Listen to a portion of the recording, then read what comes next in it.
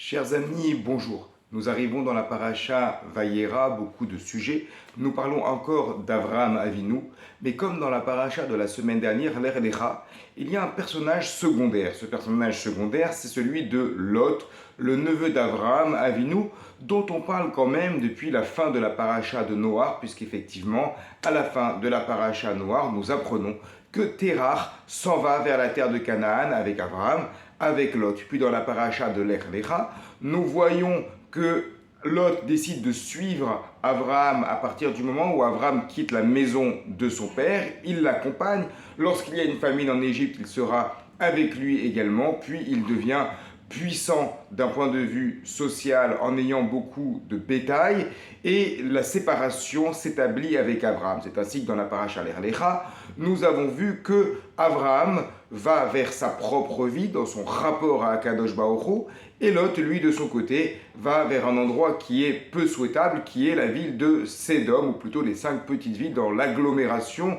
de Sédom, Va'amora. Et nous le retrouvons donc dans la paracha de cette semaine Vayera, au moment où Akadosh Baruch Hu annonce à Abraham qu'il va détruire la ville de Sédom. Les malachim, les anges, vont aller dans la ville de Sédom, vont se présenter comme des invités, et le seul qui va les recevoir, c'est Lot. Donc, les commentateurs nous signalent que Lot a reçu cela d'Avraham Avinu, cette mitzvah de Arnasat Ochim, d'avoir des invités. Il les reçoit, mais cela lui cause préjudice, car dans cette ville qui est catastrophique sur le plan des rapports humains, eh bien, on n'accepte pas les invités. Et donc, toute la ville se retourne contre Lot, qui se retrouve donc à aller complètement à contre-courant de cette ville-là. Et Lot s'enfuit. Il s'enfuit, il part dans la montagne lorsque Sédom et Amora sont détruites. Et là, la Torah nous dit quelque chose d'étonnant. Ces filles pensaient que la terre entière avait été détruite à partir du moment où Sédom et Amora ont été détruits. Et donc elles se disent la seule solution pour perpétuer l'humanité, c'est d'aller avec notre Père. Et voilà donc le premier modèle de l'inceste qui est présenté dans la Torah. Lot, donc, qui a une relation avec ses 2 filles. Dans le texte, on a l'impression qu'il n'est pas au courant car elles le font boire de l'alcool au préalable, mais les Chachamim, les maîtres, nous montrent qu'en réalité, il devait lui aussi être un peu au courant.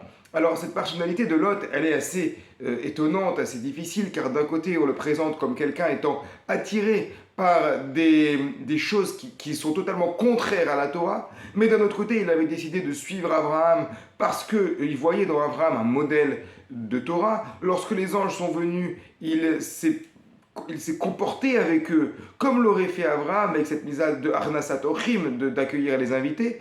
Pour cela, il n'a pas hésité à se mettre à dos toute la ville qui était autour de lui, et une fois qu'il a commis cet acte de bravoure, et bien finalement il va se retrouver dans qui va rester dans la postérité de Lot comme une honte, le rapport, la relation qu'il a eue avec ses 2 filles. Alors il y a beaucoup de choses à dire sur cette personnalité, sur ce personnage secondaire de Lot qui est très intéressant. Je vous invite d'ailleurs à lire mon livre qui est juste là derrière vous, Bereshit, la genèse des relations humaines, où ce personnage de Lot est traité un peu plus en détail. Juste un point intéressant.